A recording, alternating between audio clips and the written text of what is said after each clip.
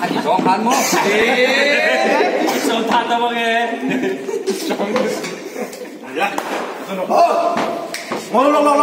Em ruột kia mà chăm pin lại khó, ông che đã trả lên sau.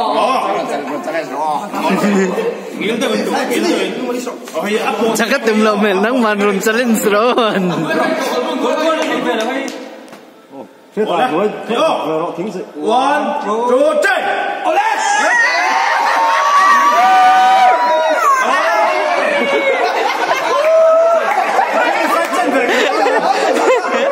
Azat.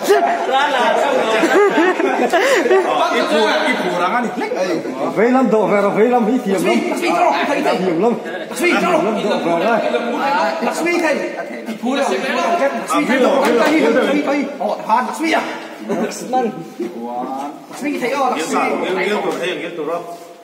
One, two, three. Ole.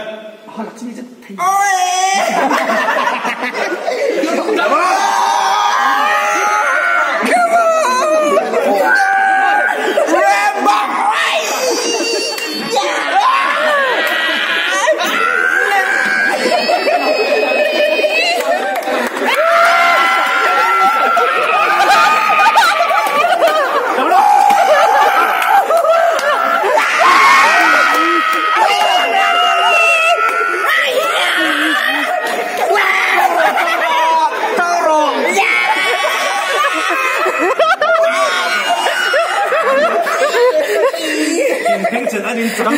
Trăng tệ.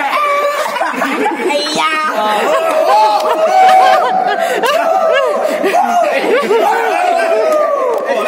Câu thầy, mong một cái lá